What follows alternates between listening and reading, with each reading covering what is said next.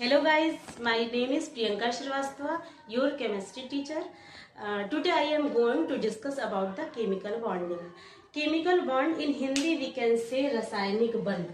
Chemical bond को हिंदी में रासायनिक बंध कहा जाता है. बंध यानी बॉन्ड. अब बॉन्ड का मतलब होता है एक दूसरे को बांधे रखना. तो रासायनिक बॉन्ड या फिर केमिकल बॉन्ड को समझने से पहले हम ये समझते हैं कि केमिकल रिएक्शन क्या होता है.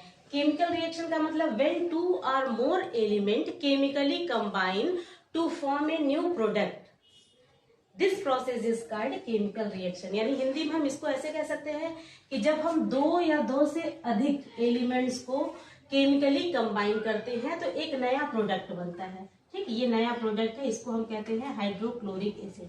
जैसे हमने हाइड्रोजन लिया और क्लोरीन लिया, ये दो तरह के एलिमेंट है. अब इनको हम केमिकली जब इनमें रिएक्शन करवा रहे हैं तो एक नया प्रोडक्ट बन जाता है जिसे हम कहते हैं हाइड्रोक्लोरिक एसिड या हाइड्रोजन क्लोराइड.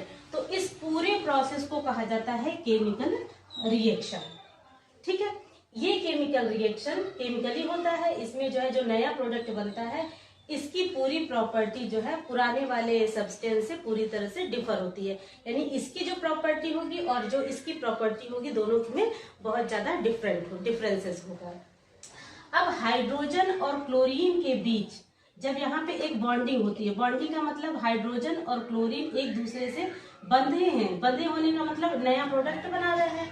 अब यहाँ पे जो बंधे होने का मतलब होता है यहाँ पे कि इनके बीच एक अट्रैक्टिव फोर्स लगता है जो हाइड्रोजन और क्लोरीन को एक दूसरे से बांधे रखता है.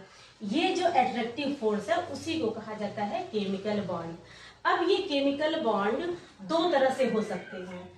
पहला, सब कुछ जो जितनी भी केमिकल बॉन्डिंग है या यहाँ पे जो भी मॉलिक्यूल बन रहे हैं सब कुछ इनके वैलेंस इलेक्ट्रॉन पर ही डिपेंड रहता है.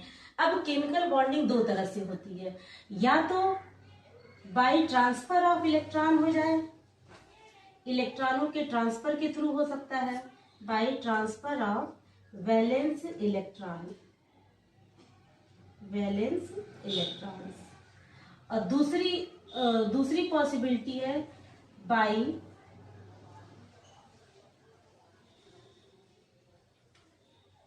Sharing of valence electrons. ठीक है, तो ये केमिकल बॉन्ड दो तरह से बनते हैं. एक तो वैलेंस इलेक्ट्रॉन का अगर ट्रांसफर होता है उससे बनते हैं, या फिर दूसरी पॉसिबिलिटी है कि इलेक्ट्रॉनों के शेयरिंग से बनते हैं. तो सबसे पहला हम ये समझते हैं कि इलेक्ट्रॉनों के ट्रांसफर के थ्रू बॉन्ड कैसे बनते हैं.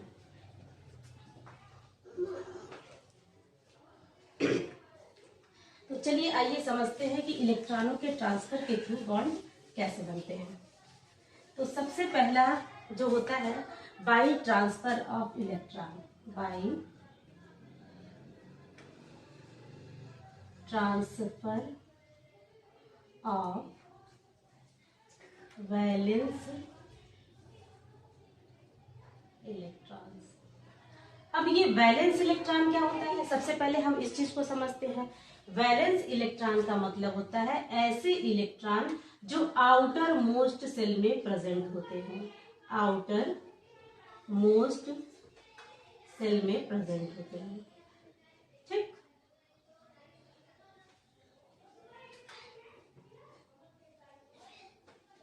में प्रेजेंट होते हैं.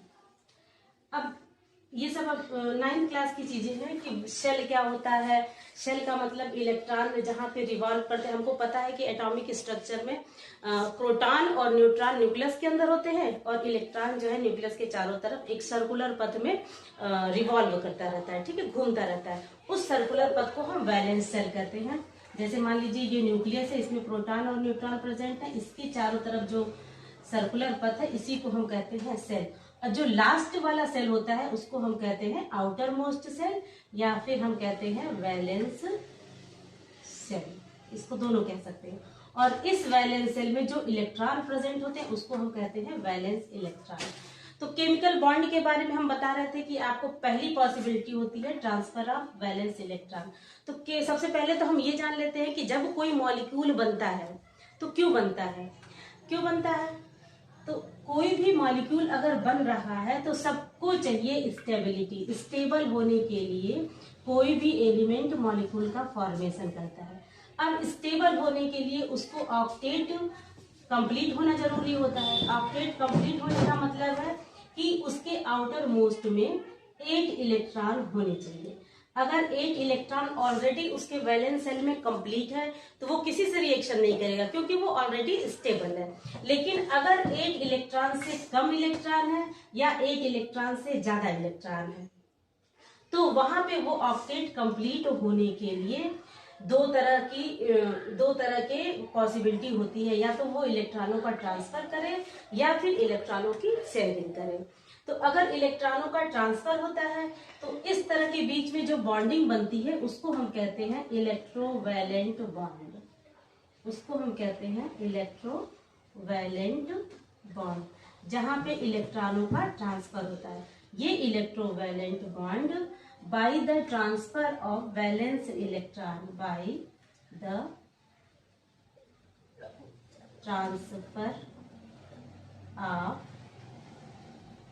valence electron, ये जो इनके बीच जो बॉन्डिंग होती है इलेक्ट्रॉनों के ट्रांसफर के थ्रू, उस बॉन्ड को कहा जाता है इलेक्ट्रोवैलेंस बॉन्ड। तो इलेक्ट्रोवैलेंट बॉन्ड को समझने के लिए सबसे पहले तो हमको ये समझना पड़ेगा कि वैलेंस इलेक्ट्रॉन क्या होते हैं, ठीक। दूसरा, ये वैलेंस इलेक्ट्रॉन वैलेंस सेल में प्रेजेंट होते हैं और ये वैलेंस सेल को हम क्या कहते हैं, आउटर मोस्ट सेल कहते हैं, ठीक है। और इलेक्ट्रॉनों का ट्रांसफर क्यों हो रहा है, 8 इलेक्ट्रॉन को कंप्लीट करने के लिए। 8 इलेक्ट्रॉन का मतलब ऑक्टेट कंप्लीट करने के लिए। ऑक्टेट क्यों कंप्लीट किया जाता है, स्टेबिलिटी के लिए। तो चलिए वन बाय वन एक एक करके हम लोग समझते हैं इलेक्ट्रोवैलेंट बॉन्ड क्या होता है। जैसे मान लीजिए हम एक एग्जांपल लेते हैं सोडियम, और सोडियम और क्लोरीन आपस में मिलकर बनाते हैं सोडियम क्लोराइड। एक तरह का साल्ट होता है सोडियम क्लोराइड, जिसे हम घर पे भी यूज करते हैं। हिंदी में इसको नमक भी बोलते हैं, जो हम यूज करते हैं घरों में। अब सोडियम का एटॉमिक नंबर होता है 11, क्लोरीन का एटॉमिक नंबर होता है 17। अगर हम इसका इलेक्ट्रॉनिक कॉन्फ़िगरेशन करते हैं तो 2, 8 और 1। इसका इलेक्ट्रॉनिक कॉन्फ़िगरेशन करते हैं 2, 8, 7। अब देखिए सोडियम के आउटर मोस्ट सेल में सिर्फ एक इलेक्ट्रॉन है, ठीक। अब सोडियम को स्टेबल होने के लिए 7 इलेक्ट्रॉन चाहिए। अब इसके पास दो पॉसिबिलिटी है, या तो ये एक इलेक्ट्रॉन को रिमूव कर दे या फिर ये 7 इलेक्ट्रॉन को अपने पास ले ले, तब ये जो है आउटर मोस्ट में इसके पास 8 इलेक्ट्रॉन हो जाएंगे, तब तो ये स्टेबल हो जाएगा। ऐसी कंडीशन में अब ये अगर 7 इलेक्ट्रॉन लेगा तो बहुत से 7 इलेक्ट्रॉन ये ले ही नहीं पाएगा, क्योंकि अगर क्लोरीन इसको 7 इलेक्ट्रॉन दे रहा है तो इसकी जो रिमूव करने की जो एनर्जी होती है इसको बहुत ज्यादा देनी पड़ेगी। एनर्जी इतनी है नहीं कि ये 7 इलेक्ट्रॉन का मतलब जो न्यूक्लियस में प्रोटॉन है उनके बीच अट्रैक्टिव फोर्स भी तो है, फोर्स ऑफ अट्रैक्शन की वजह से इलेक्ट्रॉन निकल नहीं पाएंगे। अब यहाँ पे एक ही इलेक्ट्रॉन है तो ये 7 इलेक्ट्रॉन ले नहीं सकता। तो सोडियम के केस में क्या होता है कि सोडियम अपने एक इलेक्ट्रॉन क्लोरीन को डोनेट कर देता है, ठीक। क्लोरीन को अगर एक इलेक्ट्रॉन दे दे तो क्लोरीन एक इलेक्ट्रॉन को एक्सेप्ट करके यहाँ पे 8 इलेक्ट्रॉन कंप्लीट हो जा रहा है। अब ये 8 इलेक्ट्रॉन अगर निकाल दिया तो अब इसका आउटर मोस्ट ये वाला है जिसमें 8 इलेक्ट्रॉन ऑलरेडी प्रेजेंट है, जिसकी वजह से ये स्टेबल हो जाता है। तो ऐसी कंडीशन में क्या होता है, जहां पे इलेक्ट्रॉन ज्यादा होते हैं या कम होते हैं, जिसके पास इलेक्ट्रॉन ज्यादा होगा वो इलेक्ट्रॉनों को दूसरे को दे देगा, और जिसके पास कम होगा वो इलेक्ट्रॉनों को एक्सेप्ट कर लेगा। तो ऐसे केस में जहां पे इलेक्ट्रॉनों का आदान प्रदान हो रहा है, यानी कि इलेक्ट्रॉनों का ट्रांसफर हो रहा है, यहाँ पे जो बॉन्ड बनता है, अब जैसे यहाँ पे जो बॉन्ड बन रहा है इसको हम इलेक्ट्रोवैलेंट बॉन्ड कहते हैं। लेकिन एक चीज और यहाँ पे देखिए, जैसे एक इलेक्ट्रॉनों को ये दे दिया, सोडियम ने अपने एक इलेक्ट्रॉन क्लोरीन को दे दिया, तो ऐसे एलिमेंट जो इलेक्ट्रॉनों को डोनेट करते हैं वो कैटायन बनाते हैं, यानी उन पर पॉजिटिव चार्ज आता है। जितने इलेक्ट्रॉन को वो डोनेट करेगा उतने ही उस पर पॉजिटिव चार्ज आएंगे। और ऐसे एलिमेंट जो इलेक्ट्रॉनों को एक्सेप्ट करते हैं उनको एनायन बोलते हैं, यानी उन पर एक माइनस चार्ज आता है। अब यहाँ पे सोडियम ने इलेक्ट्रॉन को दिया, क्लोरीन ने इलेक्ट्रॉन को लिया, तो सोडियम पर प्लस का चार्ज आ गया और क्लोरीन पर माइनस का चार्ज आ गया। अब जाहिर सी बात है, ये एनायन बन रहे हैं, ये कैटायन बन रहे हैं, इनके बीच एक अट्रैक्टिव फोर्स काम करेगा और उसी एट्रैक्टिव फोर्स को हम कहते हैं इलेक्ट्रोवैलेंट बॉन्ड। Electrovalent bond. अब यहाँ पे जो मॉलिक्यूल बनेगा उसका नाम हो जाएगा सोडियम क्लोराइड। ठीक है, तो ऐसा केस जहां पे इलेक्ट्रॉनों का ट्रांसफर होता है उसको हम कहते हैं इलेक्ट्रोवैलेंट बॉन्ड। ये अधिकतर साल्ट में बनता है, और जहां पे इलेक्ट्रॉनों का आदान प्रदान हो सकता है, यानी आउटर मोस्ट सेल में अगर इलेक्ट्रॉन ज्यादा है या कम है तो ऐसे केस में हो सकता है। लेकिन दूसरी कंडीशन ऐसी भी आती है कि दो एलिमेंट अगर जुड़ रहे हैं तो दोनों के पास स्टेबल होने के लिए इतने इलेक्ट्रॉन नहीं है कि वो ऑक्टेट को कंप्लीट कर ले। जैसे मान लीजिए हम एक दूसरा एग्जांपल ले रहे हैं हाइड्रोजन और क्लोरीन का। अब सेम वही सिचुएशन है, हाइड्रोजन के पास तो सिर्फ एक ही इलेक्ट्रॉन है, क्लोरीन के पास 2, 8, 7। अब देखिए ये जो अंदर वाले सेल है इनको कहा जाता है इनर मोस्ट सेल। ये ऑलरेडी कंप्लीट होते हैं तो इनका कोई वर्क नहीं होता, ये तो भरे ही होंगे ब्लास्ट में। जो भी काम होता है ये वैलेंस सेल का होता है, वैलेंस इलेक्ट्रॉन का होता है। अब यहाँ पे हाइड्रोजन और क्लोरीन आपस में मिलकर हाइड्रोक्लोरिक एसिड बना रहे हैं। ठीक, तो अब यहाँ पे देखिए क्या होता है कि क्लोरीन के पास 7 इलेक्ट्रॉन है, हाइड्रोजन के पास एक ही इलेक्ट्रॉन है। अगर ये हाइड्रोजन अपने एक इलेक्ट्रॉन इसको दे दे तो हाइड्रोजन के पास एक भी इलेक्ट्रॉन नहीं बचेंगे। तो जब एक इलेक्ट्रॉन भी नहीं बचेगा तो ये स्टेबल हो ही नहीं पाएगा। तो ऐसी कंडीशन में जहां पे इलेक्ट्रॉनों का ट्रांसफर नहीं हो सकता है वहां पे क्या होता है कि ये एलिमेंट्स आपस में शेयरिंग करने लगते हैं कि तुम भी अपने इलेक्ट्रॉन को जो है मेरे साथ शेयर कर लो, हम भी स्टेबल हो जाते हैं और तुम भी स्टेबल हो जाते हैं। दूसरा केस एक और हम देख लेते हैं। जैसे मान लीजिए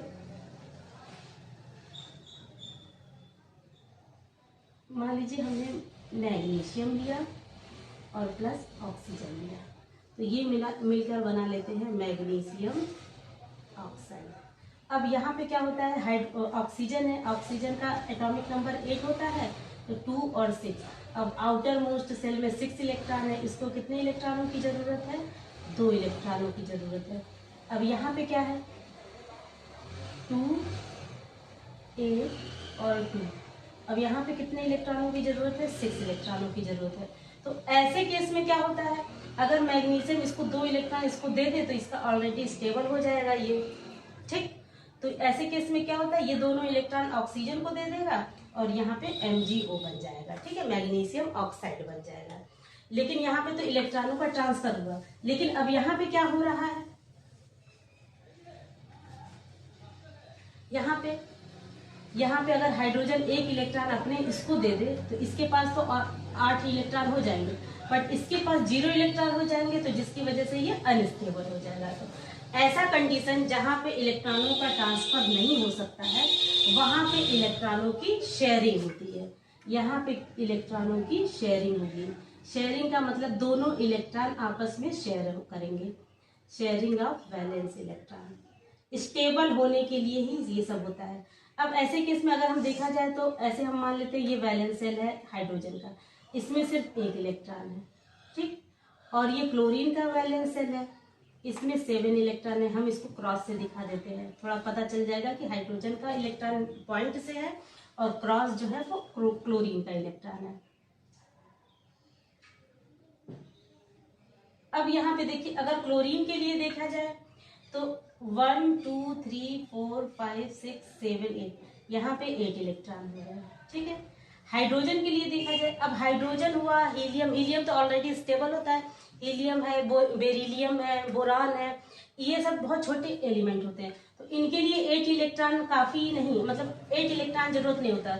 आउटर मोस्ट में 2 इलेक्ट्रॉन अगर कंप्लीट हो जाते हैं तो ये ऑलरेडी स्टेबल हो जाते हैं। जैसे हीलियम है, हीलियम का एटॉमिक नंबर होता है 2, तो अगर इसका इलेक्ट्रॉनिक कॉन्फ़िगरेशन करते हैं 1s2, तो 2 इलेक्ट्रॉन स्टेबल हो गए। ठीक, इसी तरह हाइड्रोजन के केस में अगर इसके पास 2 इलेक्ट्रॉन हो गए तो ये भी जो है स्टेबल हो जाएगा। तो यहाँ पे देखिए इलेक्ट्रॉनों की शेयरिंग हो रही है, तो इलेक्ट्रॉनों की शेयरिंग होने से यहाँ पे जो बॉन्ड बनता है उसको कहा जाता है कोवैलेंट बॉन्ड। ठीक है, तो इस तरह का बॉन्ड क्या कहलाता है, कोवैलेंट बॉन्ड। कोवैलेंट बॉन्ड, तो इस तरह से से दो तरह के बॉन्ड, केमिकल बॉन्ड दो तरह के होते हैं, एक इलेक्ट्रोवैलेंट बॉन्ड और दूसरा कोवैलेंट बॉन्ड। तो चलिए एक बार फिर से हम इसको रिवाइज करवा देते हैं। पहला केमिकल बॉन्ड होता है इलेक्ट्रोवैलेंट बॉन्ड,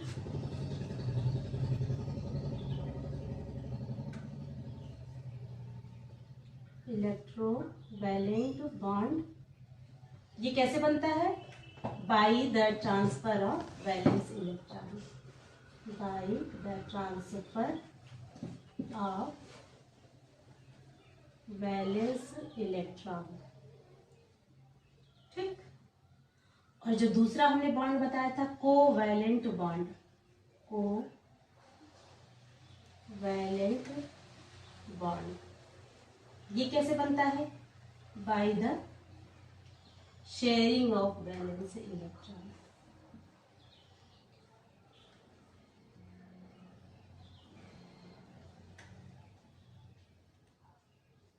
ठीक। अब ये जो कोवैलेंट बॉन्ड होता है ये 3 टाइप्स के होते हैं, सिंगल बॉन्ड,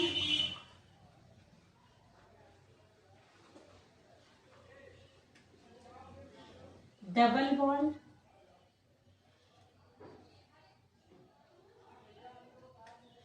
और ट्रिपल बॉन्ड।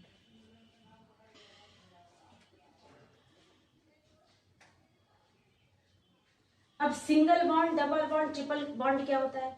अगर एक एक इलेक्ट्रॉनों की शेयरिंग हो रही है तो उसको कहते हैं सिंगल बॉन्ड, दो दो इलेक्ट्रॉनों की शेयरिंग हो रही है तो उसको कहते हैं डबल बॉन्ड, और तीन तीन इलेक्ट्रॉनों की शेयरिंग होती है तो उसको कहते हैं ट्रिपल बॉन्ड। चलिए अब हम सिंगल, डबल और ट्रिपल के बारे में थोड़ा सा आप लोगों को बताते हैं। तो पहला आ जाता है सिंगल बॉन्ड।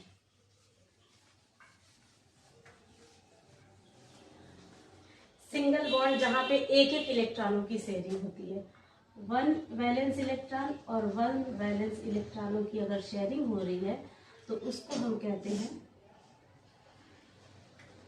Single bond.